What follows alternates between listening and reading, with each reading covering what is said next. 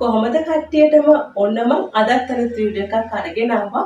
ඉතින් මේ වීඩියෝ එකේදී මම කතා කරන්න යාළුවනේ සාම පාගමනට සහභාගී වෙන අපේ ආලෝක ගැන.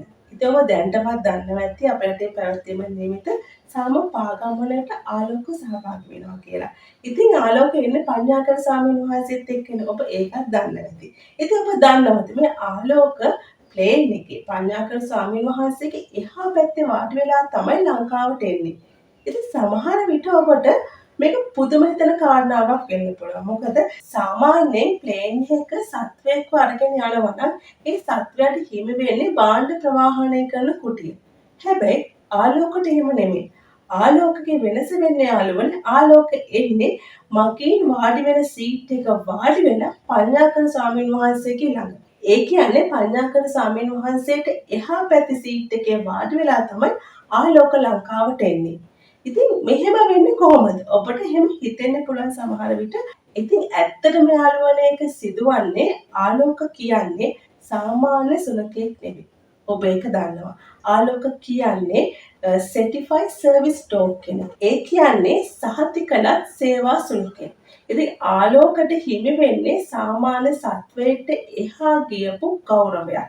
ඉතින් එන්නේ නිසා තමයි ආලෝකට මේ පඤ්ඤාකර ස්වාමීන් වහන්සේගේ එහා පැත්ත සීට් එකේ වාඩි වෙලා ලංකාවට එන්න පුළුවන් හැකියාව තියෙනවා. ඉතින් ඇත්තටම යාළුවනේ මෙතෙන්ද අපි මතක් කරන්න ඕනේ සාමාන්‍ය ගුවන් යානයක සාමාන්‍ය මගින් ගමන් කරන අසුනක වාඩි වෙලා එන්න අවස්ථාව හම්බ වෙච්ච පළවෙනි සුනඛයා වෙන්නේ ආලෝක.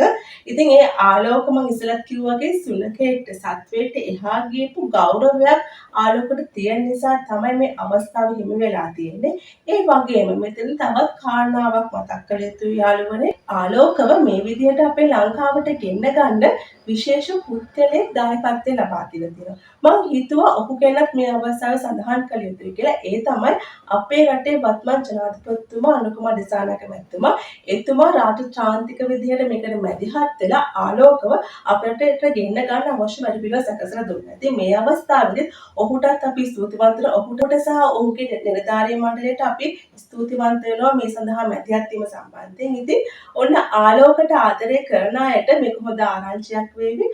ආලෝකව දැක බලා ගන්න පුළුවන් වෙනවා අපිට 21 ඉඳලා 28 දක්වා මේ ස්වාමීන් වහන්සේලා වඩන ගමන් මාර්ගයට ගියොත්. ඉතින් ඒ වගේම යාළුවනේ මේ සාම්පාගමට සහභාගී වන ආලෝකකේ ඒ වගේ මේ ස්වාමීන් වහන්සේලාගේ ආරක්ෂාව සඳහා මේ වෙනකොට විශේෂ වැඩපිළිවෙලක් සැකසලා අවසන් වෙලා තියෙනවා. ඒ වගේම විශේෂයෙන්ම ආලෝකට විශේෂ අවධානයක් යොමු කරලා තියෙනවා. ඒ තමයි ඇමරිකාවේ සාමපාගමට සහභාගී වුණාට වඩා ලංකාවේ සාමපාගමට සහභාගී වෙනකොට ඒ අතර වෙනසක් තියෙනවා. ඒ තමයි ඇමරිකාවේ නැති වුණාට ලංකාවේ වීදි සුනඛයින් ඉන්නවා. ඉතින් මේ වීදි සුනඛයින්ගෙන් ආලෝකව ආරක්ෂා කරන්න රජයේ විශේෂ වැඩපිළිවෙලක් සකස් කරලා තියෙනවා. ඉතින් ඔබට හිතා ගන්න පුළුවන් ද ආලෝකට කොච්චර ලොකු අවධානයක් තියෙනවද කියලා. ඉතින් ආලෝක වෙනුවෙන්ම වෙනම වාහනයක් ඒ වගේම ඔහු වෙනුවෙන්ම වෛද්‍යවරු ඇමරිකාවේ තිබ්බා වගේම සියලුම පහසුකම් ලංකාවේදී සියල්ලම රෙඩි කරලා තියෙනවා. ඉතින් ඔන්න ඔය විදිහට තමයි ආලෝකයේ ලංකා ගමනේ සිද්ධ වෙන්නේ.